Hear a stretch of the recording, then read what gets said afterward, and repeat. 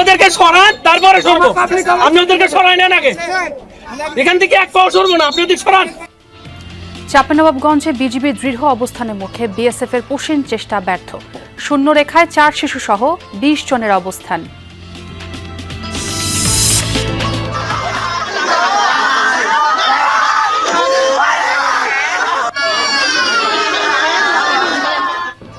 টাঙ্গাইলে ছাগল উদ্ধারে পরিত্যক্ত সেপটিক ট্যাঙ্কে নেমে বাবা ছেলে সহ 4 জনের প্রাণহানি।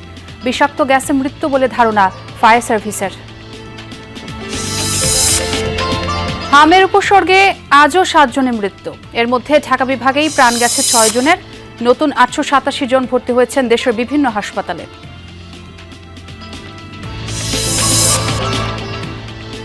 জামিন ছাড়াই সাতক্ষীরা কারাগার থেকে বেরিয়ে যান সাজাপ্রাপ্ত আসামি। ভিন্ন মামলায় পুনরায় গ্রেফতারের পর টনক নড়ে পুলিশের।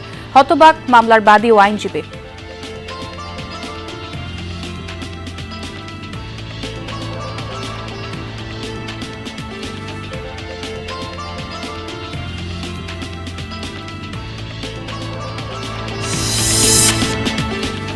নাটোরের সিংড়া বাস টার্মিনাল ইজারা নিয়ে বিস্তৃত এলাকায় চাঁদাবাজি। শর্ত লঙ্ঘন করে ট্রাক পিকআপ সহ বিভিন্ন সড়ক ও বাহন থেকে চলছে টাকা আদায়।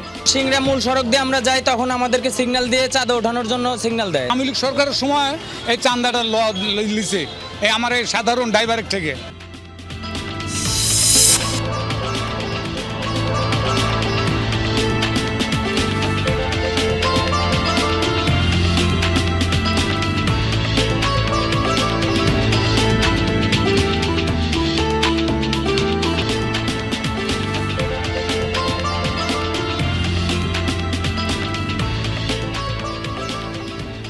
আমন্ত্রণ বিরতিহীন সংবাদ সারাদেশে, সঙ্গে আছে আমি ছোয়া খন্দকার। আর এতক্ষণ শিরোনাম দেখছিলেন। বিজিবির শক্ত অবস্থানের মুখে আবারও ভেস্তে গেছে বিএসএফ এর পুশিন চেষ্টা। ভোরে চাঁপাইনবাবগঞ্জের শিবগঞ্জের সীমান্ত এলাকা দিয়ে 4 শিশু সহ 20 জনকে পুশিনের চেষ্টা চালায় ভারতীয় সীমান্তরক্ষী বাহিনী। বিজিবি ও স্থানীয়দের বাধার মুখে সেই চেষ্টা ব্যর্থ হয়। এদিকে দেশের সকল সীমান্ত এলাকায় কঠোর নজরদারি বাড়িয়েছে বিজিবি। ভারতীয় সীমান্তরক্ষী বাহিনীর অপচেষ্টার বিরুদ্ধে বর্ডার গার্ড বাংলাদেশের দৃঢ় অবস্থান। স্পষ্ট ভাষায় জানিয়ে দেয়া হচ্ছে, মেনে নেওয়া হবে না কোনো অবৈধ চেষ্টা। চাঁপাইনবাবগঞ্জের শিবগঞ্জ উপজেলার চৌকা সীমান্ত দিয়ে শনিবার ভোরে 4 শিশু সহ 20 জনকে কাঁটাতার পেরিয়ে এপারে ঠেলে দেওয়ার চেষ্টা চালায় বিএসএফ। তবে সেই চেষ্টা সফল হতে দেয়নি বিজিবি, সাথে ছিল এলাকাবাসীও। বিজিবি ভাইরা যথেষ্ট অ্যাক্টিভ বর্ডারে, যে পর্যায়ে অ্যাক্টিভ তারা আপনার পুশিং করতে ব্যর্থ হয়েছে। সীমানাতে তৎপর ছিল, বিজিবি তা রুখে দেয় এবং সকাল থেকেই বিজিবির পাশাপাশি আমরা স্থানীয় জনগণ বিজিবিকে সহযোগিতা করছি।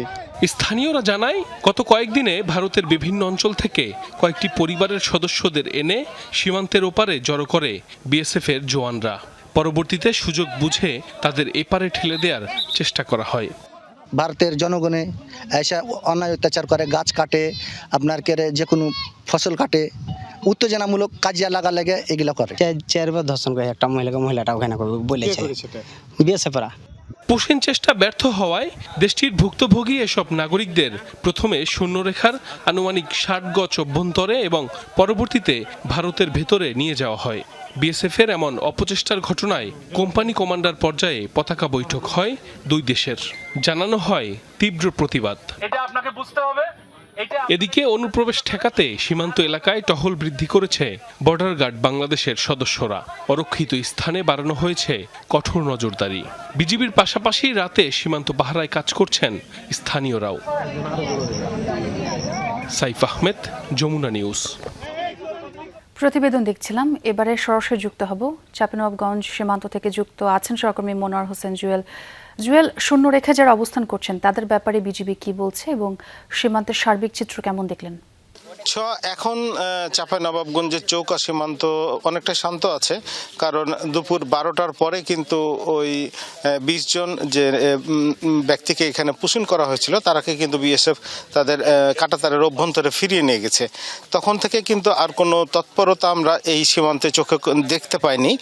আমরা তখন থেকে কিন্তু অবস্থান করছি। আমি যদি একটু দেখাই, সীমান্তের এই অংশটা কিন্তু কাঁটাতারের বেড়া নেই, যার কারণে এই অংশ দিয়েই কিন্তু গত রাত্রে অর্থাৎ ভোর রাত্রে তখন কিন্তু বিএসএফ এই 20 জনকে এখানে নিয়ে আসে। এবং সবচাইতে মানে সমস্যা সেটি হচ্ছে আমরা এলাকাবাসীর সাথে কথা বলেছি, বিজিবির সাথে কথা বলেছি, তারা যেটি বলছিলেন যে এখানে যে নারী এবং শিশু ছিলেন তাদেরকে গত 6-7 দিন ধরে কিন্তু এই কাঁটাতারের এই জায়গায় বিভিন্ন জায়গা থেকে নিয়ে এসে কিন্তু এখানে জড়ো করা হয়েছিল এবং তারা মানবেতর জীবনযাপন করছেন।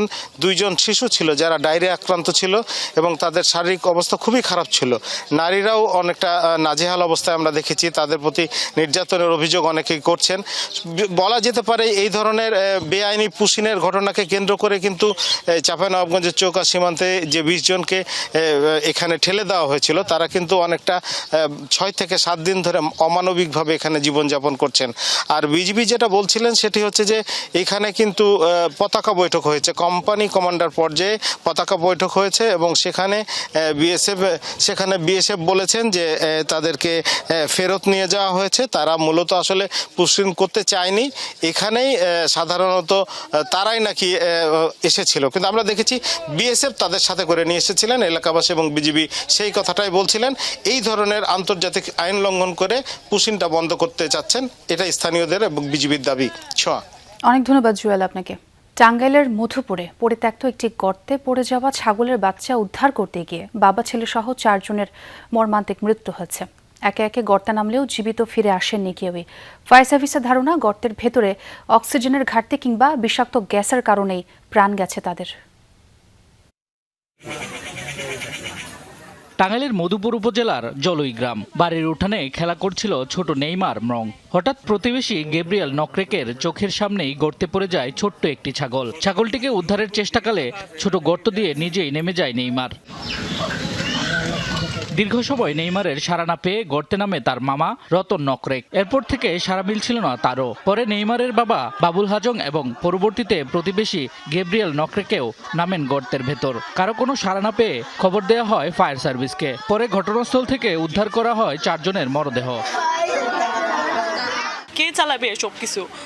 বাবা তো চলে গেছে, বাবা ছাড়া তো আমাদের কেউ নাই। খুবই দুঃখজনক, মর্মান্তিক একবারে দুর্ঘটনা। এটা মেনে নেওয়া যায় না। উদ্ধার করার জন্য যখন গেছে তখন একে একে মারা গেল 4 জন। একটা ছাগলকে বাঁচাইতে গিয়ে 4 জন মৃত্যুবরণ করলো, এটা দুঃখজনক না? পুলিশের ধারণা গর্তের ভেতরে অক্সিজেনের স্বল্পতা অথবা জমে থাকা বিষাক্ত গ্যাসের কারণেই শ্বাসরোধ হয়ে তাদের মৃত্যু হতে পারে। ফায়ার সার্ভিস যায়, এই 4 জনের মৃতদেহ উদ্ধার করে।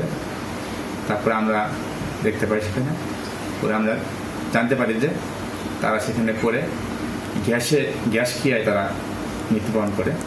পরে আমরা লাশের সুরতার প্রতি প্রস্তুত করি, আমাদের লাশের বিষয়ে আমরা আইনগত ব্যবস্থা পক্ষে দিই।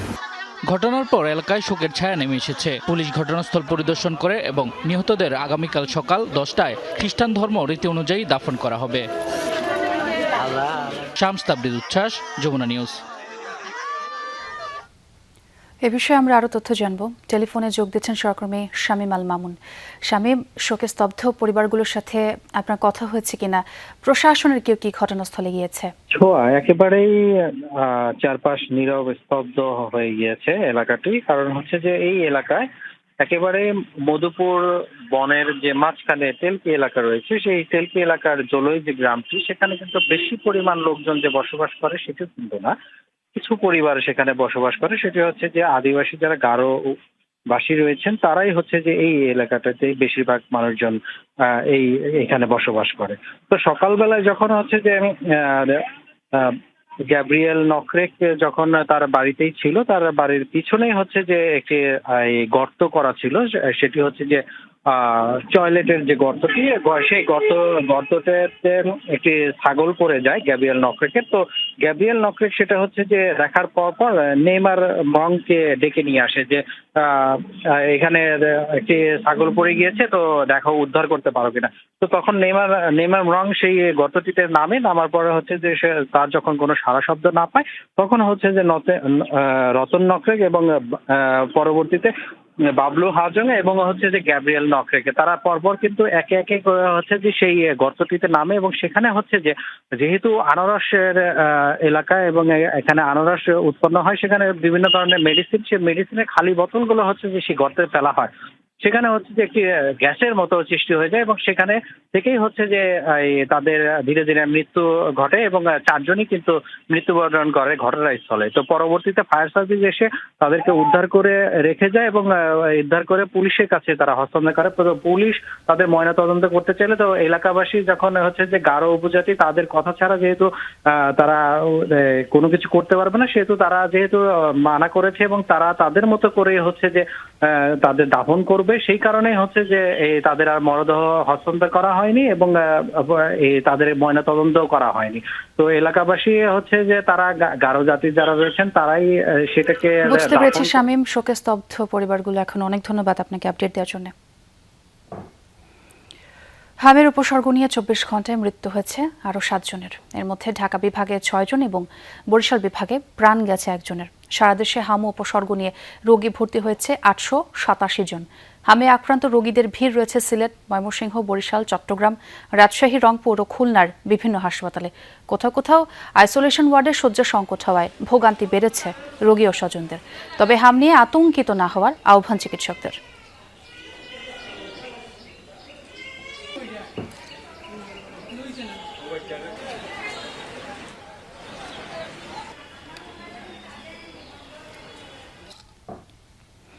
সাতক্ষীরা জজ আদালত থেকে 1 বছর সাজাপ্রাপ্ত আসামি জামিন না নিয়েই বেরিয়ে যান কারাগার থেকে।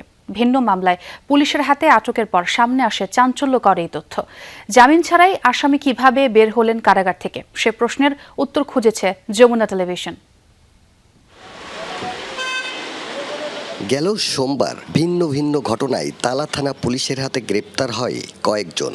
এর মধ্যে একজন আব্দুল মাজেদ। হুমকি ধামকির এক জিডির প্রেক্ষিতে গ্রেপ্তারি পরোয়ানায় আটক করে তাকে আদালতে পাঠায় পুলিশ।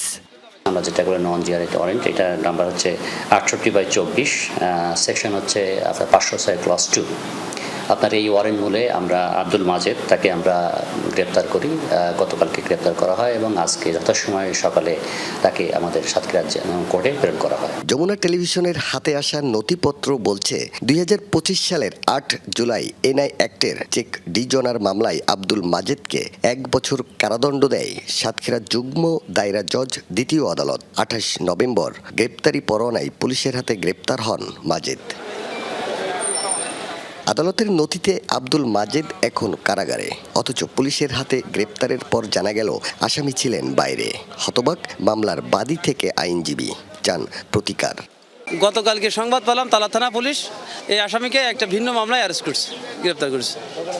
তখন আমরা জানতে পারলাম যে আসামি জেলখানা থেকে বের হয়ে গেছে। একটা অপ্রত্যাশিত ব্যাপার যে একজন আসামি 11 লক্ষ টাকার 50% টাকাও জমা দিল না, হাইকোর্ট থেকে কোনো অর্ডারও নেয় নাই, অথচ কিভাবে সে জেল থেকে খালাস পেল, এটা আমাদের একটা দুশ্চিন্তার কারণ। সে কোনো আপিল করেনি কিংবা নথি পর্যন্ত দেখা যায় 1 বছর সাজাও সে খাটেনি এবং যেভাবে হোক তার বুদ্ধি কাটাই কিংবা কেউ বা কারোর হলো করে তদবির করে সে আসামি বাড়িয়ে গেছে।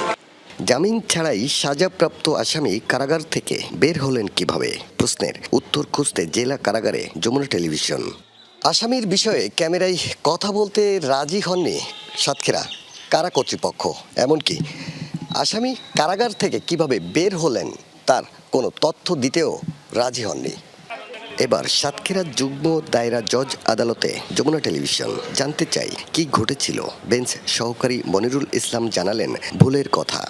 একটা কার্যক্রম এখন চলতেছে, তো কার্যক্রমটা শেষ হোক তারপর আমি বলবো না।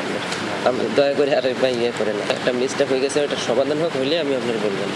তথ্য চাওয়াই প্রতিবেদকের উপর ক্ষুব্ধ আদালতে থাকা সাবেক পেশকার অরবিন্দু মণ্ডল। তার দাবি এমন কোনো ঘটনা ঘটেনি। প্রশ্ন উঠেছে পদে না থেকেও কিভাবে আদালতের মতো গুরুত্বপূর্ণ স্থানে বেঞ্চ সহকারীর কাজ করছেন এই অরবিন্দু মণ্ডল। বিনা কারণে হতে পারে, আবার সাহেব ঠিক করে দিতে পারে, সাহেবের ব্যাপার, আমাদের কোনো স্টাফের ব্যবহার থাকে না। ঠিক করেছে কি ঠিক সেটা আপনি তার সঙ্গে কথা বলে নেন, কি ঘটেছে তাও বলতে পারবে না কেউ। কোনো স্টাফ এই তথ্য সম্পর্কে কিছু বলতে পারবে না। মামলার আইনজীবী বলছেন 1 বছরের স্থলে 1 মাস সাজালিকে আদালতের আদেশ পাঠানো হয়েছিল কারাগারে। 1 মাস সাজা খেটেই আসামি বেরিয়ে যান কারাগার থেকে। আকরামুল ইসলাম, যমুনা নিউজ, সাতক্ষীরা। ভারতে পাচারকালে যশোরের ৭ কোটি টাকা মূল্যের ৩১ পিস স্বর্ণের বার সহ 2 পাচারকারীকে গ্রেপ্তার করেছে বিজিবি। শুক্রবার রাতে যশোর নড়াইল মহাসড়কের যশোর ব্যাটালিয়ন ৪৯ বিজিবির ১ নম্বর গেটের সামনে অভিযান চালিয়ে তাদেরকে গ্রেপ্তার করা হয়। বিজিবি জানায় গ্রেপ্তারকৃতরা ঢাকার ধুলাইপাড় এলাকার চোরা কারবাইদের কাছ থেকে স্বর্ণের বারগুলো সংগ্রহ করে যশোর হয়ে ভারতে পাচারের উদ্দেশ্যে নিয়ে যাচ্ছিল। পরে গোপন সংবাদের ভিত্তিতে ওই এলাকায় অবস্থান নিয়ে একটি প্রাইভেট কারে তল্লাশি চালিয়ে ৩ কেজি ৬৪১ গ্রাম ওজনের ৩১টি স্বর্ণের বার উদ্ধার করা হয়। উদ্ধার হওয়া স্বর্ণের বাজার মূল্য ৭,১৩,৪৫,০০০ টাকা। এছাড়া জব্দ করা প্রাইভেট কার, মোবাইল ফোন ও নগদ অর্থসহ মালামাল। আটককৃতদের বিরুদ্ধে আইনগত প্রক্রিয়া চলমান রয়েছে। স্বর্ণের বার, প্রাইভেট কার এবং অন্যান্য জব্দকৃত মালামালের মোট মূল্য গিয়ে দাঁড়ায় ৭,৬৮,৩৬,২১০ টাকা। জব্দকৃত ব্যক্তিদেরকে জিজ্ঞাসাবাদের মাধ্যমে জানা যায় তারা ঢাকার ধোলাইপাড় থেকে চোরা কারবারিদের কাছ থেকে এই স্বর্ণগুলো সংগ্রহ করে। দর্শক, এবারে হাম সংক্রমণের খবর জানবো। বরিশালের খবর জানতে চাই, সহকর্মী কাউসার হোসেন যুক্ত আছেন। কাউসার, নতুন ভর্তি কতজন হলেন? একজন তো মারাও গেছেন। যারা চিকিৎসাধীন রয়েছেন তাদের সুস্থতার বিষয়ে চিকিৎসকরা কি বলছেন? গেল ২৪ ঘন্টায় বরিশাল শেরেবাংলা মেডিকেল কলেজ হাসপাতালে চিকিৎসাধীন অবস্থায় হামের উপসর্গ নিয়ে আরও এক শিশুর মৃত্যু হয়েছে এবং এ নিয়ে বরিশাল বিভাগে ৫২ জন শিশুর মৃত্যু হয়েছে হামের উপসর্গ এবং হামে আক্রান্ত হয়ে। তবে শুরুর দিকে যে ৩ জন শিশুর মৃত্যু হয়েছিল তখন কিন্তু তাদের পরীক্ষা করা হয়েছিল যে তারা হামে আক্রান্ত হয়েছিল কিনা, তখন কিন্তু সেটি নিশ্চিত হয়েছেন। পরবর্তীতে যে ৪৯ জন শিশুর মৃত্যু হয়েছে কারো কিন্তু আসলে মৃত্যুর পরে পরীক্ষা করা হয়নি। যেহেতু পরীক্ষা করা হয়নি সেহেতু স্বাস্থ্য বিভাগ বলছে যে হামের উপসর্গ নিয়ে তাদের মৃত্যু হয়েছে। এবং গেল ২৪ ঘন্টায় বরিশাল শেরেবাংলা মেডিকেল কলেজ হাসপাতালে ৩৫ জন নতুন শিশু ভর্তি হয়েছে এবং বরিশাল বিভাগে ৯৮ জন, অর্থাৎ প্রতিদিনই গড়ে কিন্তু ১০০ বেশি শিশু হামের উপসর্গ নিয়ে এখানে বরিশাল বিভাগের বিভিন্ন হাসপাতাল বা উপজেলা স্বাস্থ্য কমপ্লেক্সে ভর্তি হয়েছে। গতকালও কিন্তু ১৩২ জন ভর্তি হয়েছিল এবং হাসপাতাল কর্তৃপক্ষ যেমনটা জানিয়েছেন যে আসলে যে হারে শিশু ভর্তি হচ্ছে সেই অনুপাতে কিন্তু বিভিন্ন হাসপাতাল থেকে, বিশেষ করে শেরেবাংলা মেডিকেল কলেজ হাসপাতালে যারা চিকিৎসা নিচ্ছেন এখান থেকে সুস্থ হয়ে বাড়ি ফিরছেন, অর্থাৎ শিশু ভর্তি হওয়ার পরপরই কিন্তু তাদেরকে চিকিৎসার আওতায় আনা হচ্ছে বা আওতায় আনা হয়েছে। এবং যারা হাসপাতালে চিকিৎসকরা রয়েছেন তারা বারবার বলছেন যে শিশুর লক্ষণ দেওয়ার সাথে সাথেই কিন্তু তাদেরকে চিকিৎসকদের পরামর্শ নিতে হবে এবং পরামর্শ অনুযায়ী যে ঔষধ লেখা হয় সেটি আসলে দেওয়ার জন্য। এবং অনেক চিকিৎসক বলছেন যে যেসব রোগীর অ্যান্টিবায়োটিক প্রয়োজন নেই বা ভিটামিন এ ক্যাপসুলের প্রয়োজন নেই সেটি কিন্তু বাসায় খাওয়ানোর ফলে কিন্তু অনেক রোগী কিন্তু গুরুতর হচ্ছে। তাই চিকিৎসকদের পরামর্শ অনুযায়ী শিশুদের চিকিৎসা দেওয়ার পরামর্শ দেওয়া হয়েছে। অনেক ধন্যবাদ কাউসার। নাটোরের সিংড়া বাস টার্মিনাল ইজারা নিয়ে চাঁদাবাজির অভিযোগ উঠেছে। শর্ত লঙ্ঘন করে শুধু মহাসড়ক নয়, পৌর এলাকার বিভিন্ন সড়কেও চলাচলকারী truck, pickup, CNG, autorickshaw, easy bike, tempo সহ নানা যানবাহন থেকে আদায় করা হচ্ছে চাঁদা। এতে অতিষ্ঠ এই পথে চলাচলকারী যানবাহনের চালকরা। চাঁদাবাজি বন্ধে দ্রুত প্রশাসনের কঠোর হস্তক্ষেপ চান তারা। আরও জানাচ্ছেন সহকর্মী নাজমুল হাসান। টাকা আমার কাছ থেকে চাঁদা যাচ্ছে। তো ভাই কয় টাকা চাঁদা? 50 টাকা। 50 টাকা? এটা কি কিসের চাঁদা? গেল মঙ্গলবার রাতে সিংড়া বাস টার্মিনাল অতিক্রম করার সময় বাধার মুখে পড়েন পিকআপ চালক বিদ্যুৎ সর্দার। তার পিকআপের গতিরোধ করে টোলের নামে আদায় করা হয় টাকা। এ সময় টাকা আদায়কারীদের উগ্র আচরণ মোবাইল ফোনে ধারণ করেন ওই চালক। এবার চাঁদাবাজির অভিযোগের অনুসন্ধানে যমুনা টেলিভিশন পৌর এলাকার নিঙ্গহীন বাস টার্মিনাল, চলনবিল গেট সহ অন্তত 60টি স্থানে টোলের নামে চলছে চাঁদা আদায়। সিংড়া ওভারব্রিজের ওপর থেকে যমুনা টেলিভিশনের ক্যামেরায় ধরা পড়ে যানবাহন থামিয়ে চাঁদা আদায়ের দৃশ্য। তবে ক্যামেরা দেখে বন্ধ হয়ে যায় কার্যক্রম। এরপর গোপনে ধারণ করা ভিডিওতে স্পষ্ট দেখা যায় চাঁদা তোলার দৃশ্য। পরে ক্যামেরার মুখোমুখি হলে কৌশলী কথাবার্তা বলেন বিশেষ পোশাক পরিহিত চাঁদা আদায়কারীরা। রানিং গাড়ি থেকে আমরা কোনো টাকা নিই না, এখানে যে স্ট্যান্ড করবে তাদের কাছ থেকেই টাকা নিই। লোক এখানে নামালে উঠালে 10 টাকা করে নিই। পিকআপ টিকআপ এগুলো বাজারের মধ্যে লোড আনলোড হলে তাদের কাছ থেকে আমরা 30 টাকা নিই। প্রথমে প্রকাশ্যে কথা বলতে রাজি না হলেও একে একে মুখ খুলতে শুরু করেন ভুক্তভোগী চালক ও পরিবহন শ্রমিকরা। জানান চাঁদা না দিলেই হতে হয় লাঞ্ছনার শিকার। যখন সিংড়া মূল সড়ক দিয়ে আমরা যাই তখন আমাদেরকে সিগন্যাল দিয়ে চাঁদা ওঠানোর জন্য সিগন্যাল দেয়। আমরা 10 টাকা 20 টাকা এটা জোরপূর্বক করে এরা নেয়, আমরা দিতে চাই না, গাড়ি ঠেকায় দেয়। মহাসড়ক কিন্তু আমার ঠিক না, পৌরসভা বলে আমরা এখান থেকে ভাড়া মারি, এজন্য 10 টাকা করে আমার ট্রেন নেয়। আওয়ামী লীগ সরকারের সময় এই চাঁদাটা লিছে এই আমার এই সাধারণ ড্রাইভারের থেকে।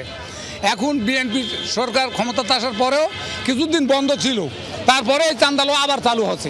যে সুনাম যেটা নষ্ট হচ্ছে, এই চাঁদাবাজের বিরুদ্ধে আমরা সবাই প্রতিরোধ চাই। অনুসন্ধানের এক পর্যায়ে সাংবাদিককে টাকা দিয়ে চলে ম্যানেজের চেষ্টাও। পরে ইজারাদার চাঁদাবাজির অভিযোগ অস্বীকার করে জানান নিয়ম মেনেই চলছে টোল আদায়।